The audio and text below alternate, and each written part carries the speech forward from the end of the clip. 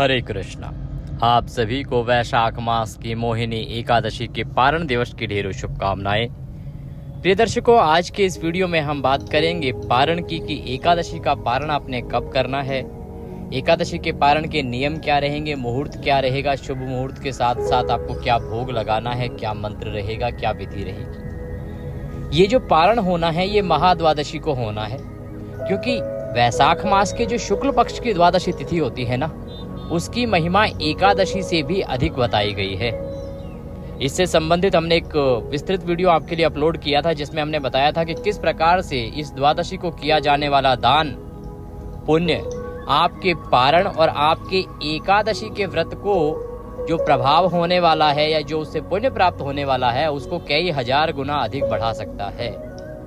तो आपको बताएंगे वह विधि कि किस प्रकार से इस द्वादशी को आप अपने एकादशी व्रत का पारण करें, जिससे कि आपको एकादशी व्रत का फल तो मिलेगा ही, साथ ही उस एकादशी व्रत से मिलने वाला जो पुण्य है वह इस द्वादशी के दिन यदि इस विधि से आप पारण करते हैं, ये सभी वस्तुएं अर्पित करते हैं, तो वह कई हजार करोड़ गुना बढ़ जाएगा। और ये वृतांत जो है वो पुराणों से लिया गया है, ऐसा नहीं है कि मैं अपनी मन से कुछ बोल रहा हूँ। स्कंद पुराण में इसकी महिमा वर्णित है, विस्तृत रूप से वर्णित है इस तिथि की महिमा। तो विस्तार से आपको इस वीडियो में इसके बारे में जानकारी देंगे। जानकारी आरंभ करें उससे पहले आपसे निवेदन है कि वीडियो को कृपया एक बार लाइक अवश्य कर दीजिएगा। यदि वीडियो थोड़ा सा भी उपयोगी लगे तो आप उसे शेयर भी अवश्य कीजिएगा, जिससे कि सभी लोग इसका लाभ ले सकें। अपने व्रत की सफलता के लिए कमेंट बॉक्स में अवश्य लिखिएगा जय श्री हरि या ओम नारायणाय नमः। ओम नारायणाय नमः वैशाख मास का मूल मंत्र है। इस मंत्र को वैशाख में जितना जपेंगे, जितना लिखेंगे, उतना कल्याण होगा, ऐसा भगवान श्री हरि कहते हैं। तो लिखते जाइए, लिखते जाइए, लिखते जाइए, भगवान कल्याण करते जाइए। आप देख रहे हैं देवभूमि ज्योतिष संस्थान का प्रतिष्ठित यूट्यूब चैनल देवभूमि धार्मिक। हम यहाँ पर जो जानकारी देते हैं वो ज्योतिष शास्त्र और पुराणों पर आधारित होती है। हम इधर उधर की बातें नहीं करते, वह जानकारी देते हैं जो पंचांगों में लिखी होती है कि कौन सी तिथि कब से कब तक है, क्या मुहूर्त है, क्या सही जानकारी है और किस व्रत आदि के बारे में क्या वर्णन पुराणों में है, क्या कथाएं हैं। संपूर्ण जानकारी आपको शास्त्रीय रूप से मिलती है। तो सही जानकारियां यदि प्राप्त करते रहना चाहते हैं तो चैनल को सब्सक्राइब अवश्य कर लीजिएगा। जब आप सब्सक्राइब करेंगे तो एक बेल आइकन का निशान बना हुआ आएगा, एक घंटी का निशान बना हुआ आएगा, उसे अवश्य दबाइएगा। उसे जब आप दबाएंगे तभी आपको सारे वीडियोस मिलने आरंभ होते हैं, अन्यथा वीडियोस आपसे छूट जाएंगे। तो सब्सक्राइब करें और बेल आइकन को अवश्य ही प्रेस करें। प्रिय भक्तों, बात करते हैं एकादशी व्रत पारण की। क्षमा चाहेंगे कि आज इस वीडियो में पीछे से हो सकता है ट्रैफिक की आवाज़ आ रही हो, क्योंकि आज हमारा व्यस्त कार्यक्रम था और इस कारण से हम बहुत ही ट्रैवल कर रहे हैं, कभी यहाँ से वहाँ, वहाँ से यहाँ, और हमें आपके लिए वीडियो भी रिकॉर्ड करना है। तो क्योंकि हम ये रिकॉर्डिंग अपनी गाड़ी में कर रहे हैं और इसीलिए आपको ट्रैफिक की आवाज़ आ रही होगी, उसके लिए हम क्षमा प्रार्थी हैं कि हम स्टूडियो में इस वक्त नहीं जा पा रहे हैं। जानकारी के बीच में एक महत्वपूर्ण सूचना आप सभी के लिए। आप सभी देशभक्ति से ओतप्रोत हैं और अभी जो हालात हैं उसमें, क्योंकि हमारा और हमारे पड़ोसी मुल्क पाकिस्तान के बीच में युद्ध जैसे हालात हैं। कल भी कुछ मिसाइलों से हमला हमने किया था और उसके बाद उन्होंने जब वहाँ पर गुस्ताखी की है तो अब हमारी सेना की ओर से मुंह तोड़ जवाब दिया जा रहा है। तो हम आप सभी से अनुरोध करेंगे कि अपनी सेना का और अपने देश का मनोबल बढ़ाते रहें और अवश्य ही लिखें जय हिंद, जय भारत, क्योंकि धर्म आता है लेकिन धर्म से ऊपर देश आता है। हम सभी को एक साथ मिलकर एक स्वर में जय हिंद का नारा लगाना चाहिए और अपनी सेनाओं का मनोबल बढ़ाना चाहिए। आइए बात कर रहे थे हम एकादशी व्रत पारण की। तो प्रिय भक्तों, जो एकादशी का व्रत है वो आप सभी ने 8 तारीख को किया है और अब तो क्योंकि रात हो गई है जब मैं रिकॉर्डिंग कर रहा हूँ, तो आशा करता हूँ कि आपने विधि पूर्वक पूजन कर लिया होगा। पूजन के साथ साथ आपने जो यम को जल देना था उस कार्य को अवश्य किया होगा। हमारे वीडियो पे बहुत सारी हमारी माताएं बहनें लिख भी रही हैं कि हाँ, हमने पंडित जी यम को जल दे दिया है। आप बहुत धन्यवाद भी कर रही हैं, मैं आप सबका आभारी हूँ और मैं क्षमा प्रार्थी भी हूँ कि अभी कमेंट्स जो सारे आ रहे हैं मैं उन पर आपको रिप्लाई नहीं कर पाता। यदि आप कुछ विशेष पूछना चाहते हैं तो अवश्य रूप से मेरी टीम मुझे बताती है और मैं उसके अनुसार आपके सभी जो प्रश्न होते हैं उनके उत्तर देने का प्रयास करता हूँ। तो अगर कोई भी सवाल आपके पास आए तो आप पूछ सकते हैं उसके विषय में, आपको अवश्य ही उसका उत्तर प्रदान किया जाएगा। मोहिनी एकादशी 9 तारीख को आपने पारण करना है। प्रिय भक्तों, 9 तारीख को द्वादशी है और ये जो द्वादशी है वैशाख मास के शुक्ल पक्ष की द्वादशी, इसकी महिमा पुराणों में बहुत अधिक बताई गई है। इस द्वादशी पर स्नान की महिमा है, दान की महिमा है, पूजन की महिमा है, व्रत की महिमा है। तो पारण वाले दिन यदि आप द्वादशी का व्रत करना चाहते हैं तो आपने करना क्या है कि केवल पारण का पूजन करना है, अन्न ग्रहण नहीं करना है। और आप पूरा दोनों व्रतों का जो पारण अर्थात व्रत जो आपका खुलेगा वो आप खोलेंगे त्रयोदशी में। और त्रयोदशी होगी कब? 10 तारीख। तो 10 को आप व्रत खोलेंगे। एक तो ये कर सकते हैं। अब क्योंकि 2 दिन तक लगातार व्रत करना सबके लिए संभव भी नहीं है और हम भी यही कहेंगे कि आप अपनी शारीरिक क्षमता के अनुसार निर्णय लीजिएगा। यदि आपका शरीर इस प्रकार से है कि आप 2 दिन तक भूखे रह सकते हैं तो कीजिएगा, अन्यथा और भी बहुत सारे ऐसे कर्म हैं जो द्वादशी के दिन करेंगे तो आपको अथाह पुण्य की प्राप्ति होगी। तो सबसे पहले स्नान से हम आरंभ करते हैं कि आपने पारण वाले दिन स्नान विशेष रूप से करना है। जो आप जल स्नान करेंगे उसका बहुत अधिक पुण्य है। अगर आप इस दिन ब्रह्म मुहूर्त में स्नान करते हैं, किसी पवित्र नदी में स्नान करते हैं, तो शास्त्र कहते हैं कि आपको 1000 गौदान गंगा किनारे दान करने का फल प्राप्त होता है। जितना फल आपको गंगा के किनारे पर 1000 गौदान करने से मिलता, उतना फल आपको केवल ये स्नान करने से मिल जाएगा। आपको एक भी गाय दान करने की आवश्यकता भी नहीं है। कब? द्वादशी तिथि को अर्थात 9 मई को ब्रह्म मुहूर्त में करना है। और ब्रह्म मुहूर्त में ना कर सके तो सूर्य उदय से पहले अवश्य ही करना है। अब आप कहेंगे पंडित जी कैसे नदी किनारे जाएं, गंगा जी तो जाया नहीं जा सकता। सही बात है, सभी लोग तो नहीं जा सकते, तो जो जा सकते हैं वो जाइएगा। अन्यथा इसका एक अल्टरनेटिव ये है कि आप घर पर रहकर भी यह पुण्य प्राप्त कर सकते हैं। जब आप स्नान करेंगे ना, तो स्नान करते समय ध्यान दीजिएगा कि मंत्र स्नान करेंगे और गंगा के जल से स्नान करेंगे। तो जब आप नहाने का पानी भरेंगे उस बाल्टी को अच्छे से साफ कर लीजिएगा। उसमें पहले गंगा जी का स्मरण करते हुए थोड़ा सा गंगा जल डाल दीजिएगा।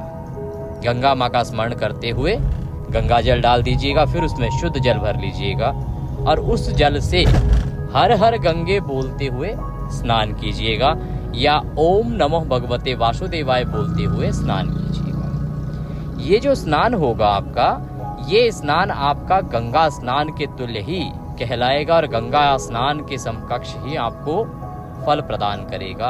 और इससे आपको 1000 गाय दान करने का पुण्य लाभ होगा। तो आप पारण भी कर रहे हैं और द्वादशी के पुण्य भी साथ में ले रहे हैं। एक तो आपका स्नान हो गया। स्नान के बाद आपको प्रमुख कार्य करने हैं कुछ। सबसे पहले यमराज को जल देना है।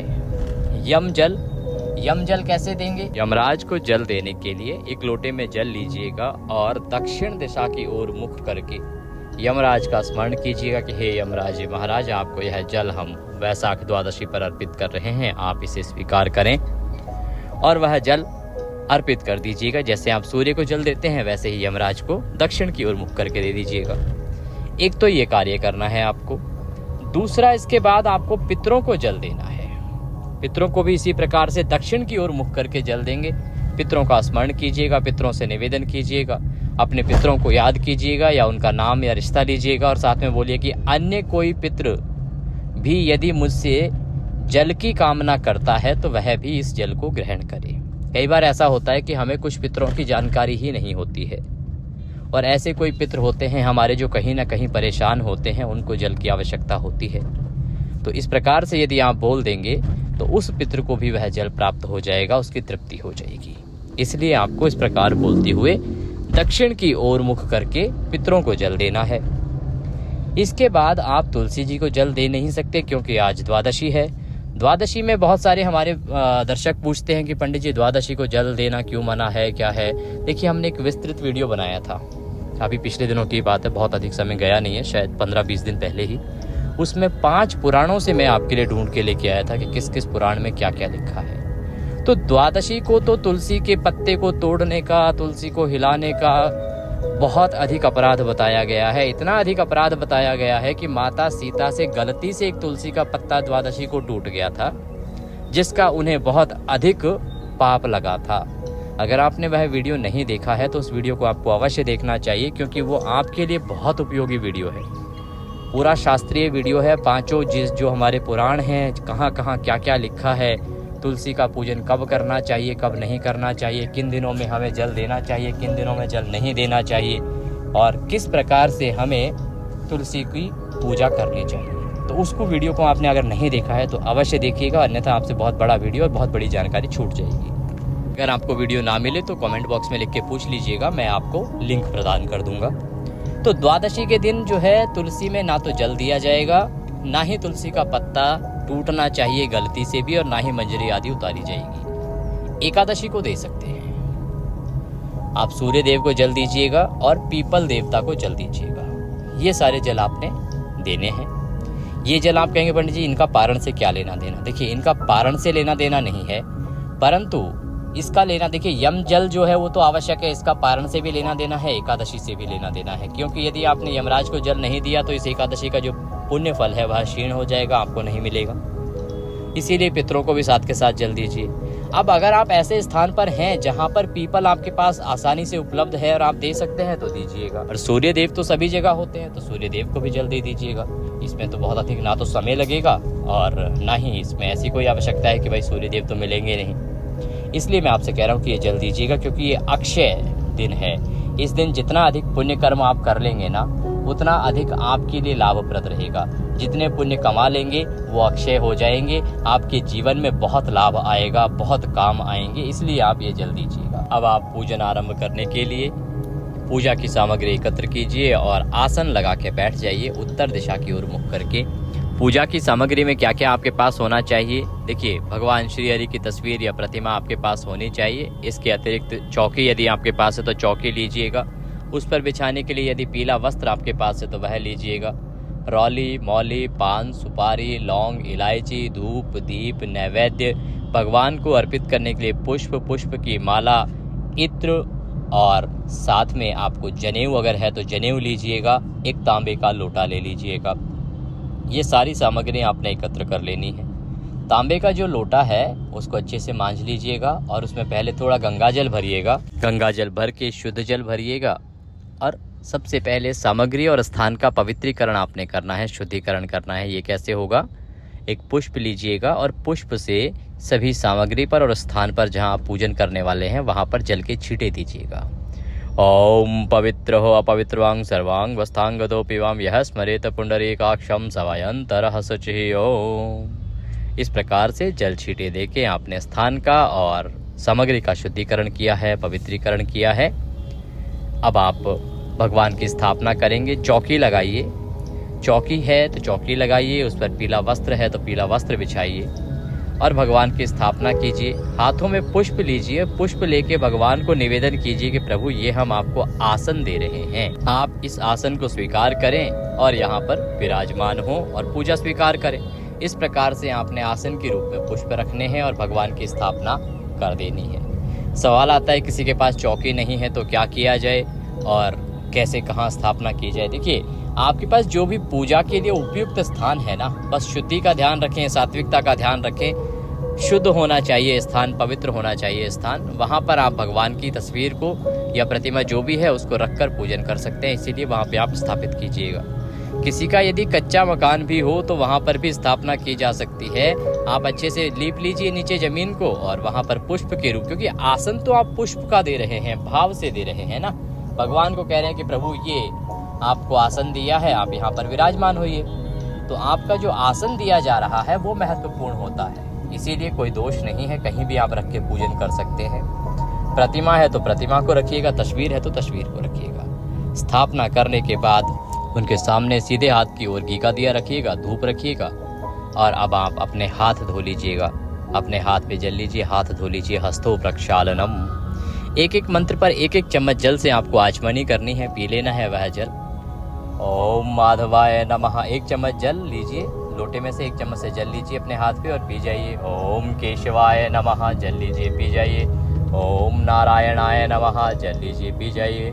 ओम ऋषिकेशाय नमो नमः। हस्तो प्रक्षालनम, हाथ धो लीजिए। हाथ धो के अपने आप को तिलक कीजिए, मौली बांधिए। आपके जो पारिवारिक जन हैं उनको भी, यदि कोई भी साथ में बैठ के पूजन कर रहा है, उन सभी को तिलक कीजिए, मौली बांधिए। और इसके बाद भगवान का पूजन आरंभ करेंगे। भगवान के सामने एक पात्र रख दीजिए, एक कटोरी रख दीजिए, जिसमें कि आप पूजा की सारी सामग्री अर्पित करेंगे। जब पूजन करेंगे तो सामग्री, इससे क्या होगा कि व्यवस्थित रहेगी, फैलेगी नहीं, इधर उधर पैरों में भी नहीं आएगी जल आदि। भगवान को सबसे पहले पद्य, अर्घ, आचमनी अर्पित किया जाता है। तो एक एक चम्मच जल भगवान को अर्पित करेंगे एक एक मंत्र पर।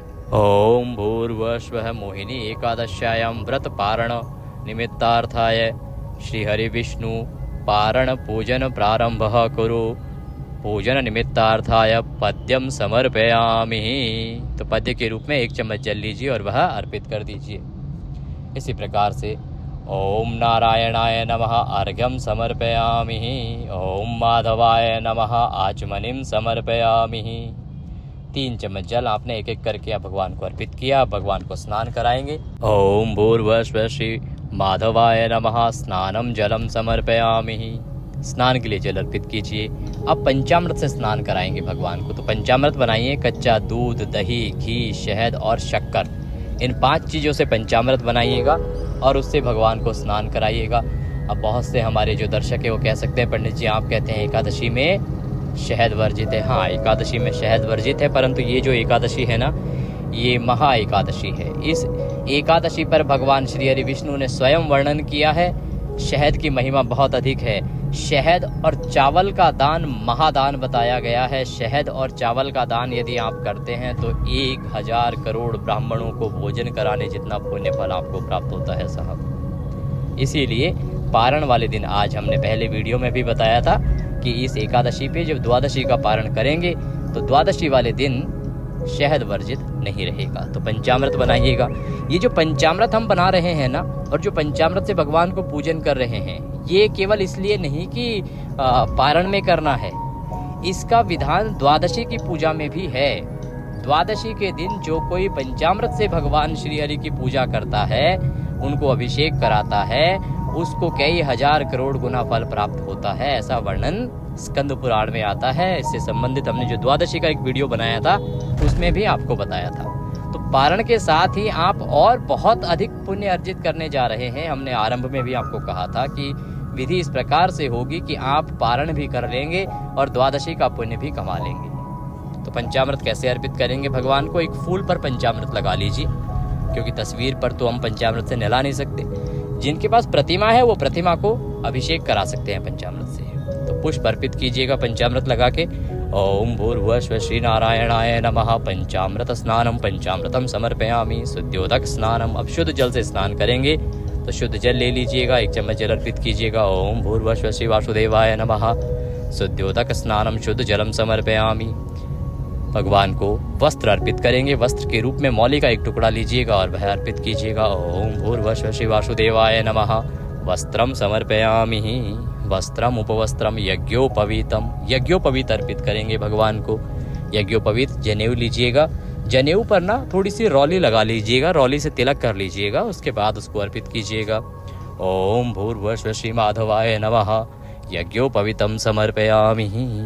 यज्ञोपवीत अर्पित करने के बाद भगवान को इत्र लगाइएगा। इत्र को फूल पर लगाइएगा या तो रुई पर लगाइएगा और वह अर्पित कीजिएगा। ओम भूर्भुवस्सुः श्री नारायणाय नमः इत्रम समर्पयामि। इत्र के बाद भगवान को तिलक कीजिए। रौली कुमकुम आदि से तिलक लगाइएगा। ओम भूर्भुवस्सुः श्री केशवाय नमः तिलकम समर्पयामि। तिलकम तिलकांते अक्षतम पान्तु। अक्षत है तो अक्षत लगाइए, तिलक कीजिए, अक्षत लगाइए। पुष्पाणि पान्तु। अब भगवान को पुष्प अर्पित करेंगे। पुष्प अर्पित करने के लिए फूलों की माला है तो माला पहनाइएगा। ओम भूर्भुवस्सुः श्री नारायणाय नमः पुष्पम समर्पयामि। माल्यार्पणम कुरु। माला है तो माला पहनाइए, पुष्प अर्पित कीजिए। आप धूप दीप दिखाएंगे। धूप और दीप जो है आपने आरंभ में ही प्रज्वलित कर लेने हैं, इसका ध्यान रखिएगा। ओम भूर्भुवस्सुः श्री नारायणाय नमः धूपम अर्पयामि। ओम भूर्भुवस्सुः श्री माधवाय नमः दीपम दर्शयामि। नैवेद्य अर्पित करेंगे। नैवेद्य में क्या होगा, जो भी आपके पास कुछ फल है या मिठाई है तो वह अर्पित कीजिएगा। और इस दिन पारण का तो अलग भोग होगा। आप केसर युक्त जो बूंदी के लड्डू होते हैं अगर वो हैं तो आप उसका भोग लगा सकते हैं या फल अर्पित कर सकते हैं। मिठाई है तो मिठाई लीजिएगा, अन्यथा मिश्री भी अर्पित कर सकते हैं। ओम भूर्भुवः श्री माधवाय नमः। नैवेद्यम समर्पयामि। जलाचमनिम कुरु। अब जलाचमनी कराएंगे भोजन के अंत वाली। ओम भूर्भुवः श्री नारायणाय नमः। भोजनान्ते जलाचमनिम समर्पयामि। 1 चम्मच जल लीजिए, अर्पित कर दीजिए भगवान को।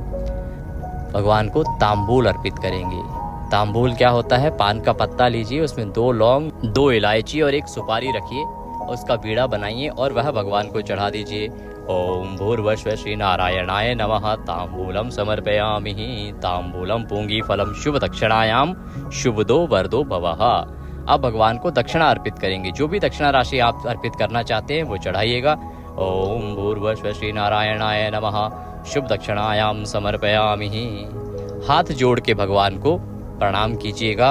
अब आप विष्णु सहस्त्र नाम का श्रवण कीजिए और नारायण रक्षा कवच का श्रवण कीजिए। दोनों ही हमने आपके लिए अपलोड किए हैं। आज के दिन गीता के 7वें अध्याय की महिमा भी अधिक बताई गई है, तो आप उसका भी श्रवण कर सकते हैं। तदोपरांत भगवान की आरती करेंगे।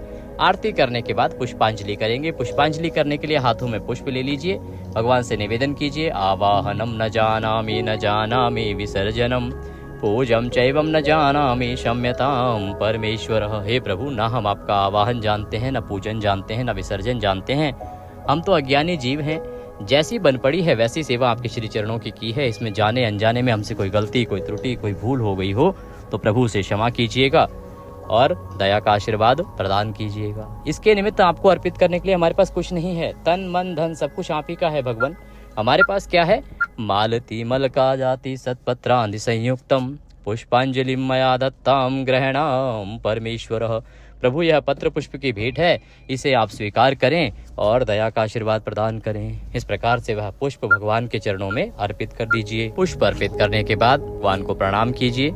इस प्रकार से आपने एकादशी का व्रत का पूजन किया है, पूर्ण हो गया है पूजन। अब आपने भगवान को भोग लगाना है। तो आज के दिन आपको दही और चावल का भोग भगवान को लगाना चाहिए। आज के दिन दही चिड़वे के दान का बहुत अधिक फल है साहब।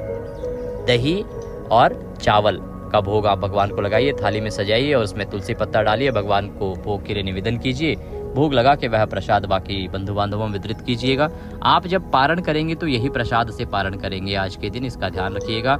इसके अतिरिक्त आप शहद और मीठे चावल का भोग भी भगवान को लगा सकते हैं, अति कल्याणकारी है। आपको आज के दिन एक पात्र में भर के शहद और चावल या दही और चावल का दान करना है दक्षिणा, और एक जल का घड़ा लेके, जल का घड़ा लीजिए, चावल लीजिए, साथ में दही लीजिए और उसका दान आपने करना है दक्षिणा रखकर। इसका महादान है, इसका पुण्य बहुत अधिक है। दूसरा, आज के दिन आपने भगवान विष्णु को 5 पत्तियां अर्पित करनी है तुलसी माता की, इसका फल बहुत अधिक है। ये कार्य भी आज के दिन अवश्य करना है। आपको जल का दान अवश्य करना है, इसका ध्यान रखिएगा। अन्न का दान आज के लिए बहुत अच्छा रहेगा। किसी ब्राह्मण को जूते का दान, छाते का दान यदि आप करते हैं तो उसका भी अधिक कल्याण बताया गया है, फल बताया गया है। आज आपको अधिक से अधिक दान करना है, इसका ध्यान रखिएगा। जितना आप दान करेंगे उतना पुण्य आपके लिए अक्षय रहेगा और आपके जीवन में आगे काम आएगा। वैशाख में किया जाने वाला जो पुण्य कर्म है वो इसी जीवन में काम आ जाता है, ऐसा माना जाता है। इसलिए अधिक से अधिक इस द्वादशी का लाभ लीजिए। बाकी द्वादशी के बारे में हमने विशेष वीडियो बना ही रखा है, उसको अवश्य देख लीजिएगा। पारण के लिए जब बैठेंगे तो मंत्र बोलेंगे ओम नारायणाय नमः 5 बार मंत्र बोलिएगा। तुलसी का पत्ता और जल ग्रहण कीजिएगा, पारण कीजिएगा। पारण के लिए शुभ समय रहेगा क्या? 9 तारीख को सुबह 5:55 से 8:17 के आसपास का जो समय है ये बहुत उत्तम समय है। इसमें आप पारण कर लीजिएगा, उत्तम रहेगा। कुछ और पूछना चाहते हैं तो पूछ लीजिएगा, क्योंकि हम अभी रास्ते में हैं और बहुत सारी जानकारी हो सकता है हमसे कुछ रह गई हो, लेकिन पारण के लिए जो आवश्यक चीजें हैं वो हमने सारी बता दी हैं इस वीडियो में। जानकारी आपके लिए कि हमने अंतिम 3 दिनों को लेके एक वीडियो डाला है कि आप अंतिम 3 दिनों में पापी बनेंगे या पुण्यात्मा। उस वीडियो को देखिएगा। ये जो वैशाख के अंतिम 3 दिन है ना, बहुत महत्वपूर्ण है साहब, आपका कल्याण कर देंगे। चैनल पर नए हैं तो सब्सक्राइब कीजिएगा, वीडियो को लाइक करना ना भूलिएगा। कमेंट बॉक्स में लिखिएगा ओम नारायणाय नमः। भगवान सबका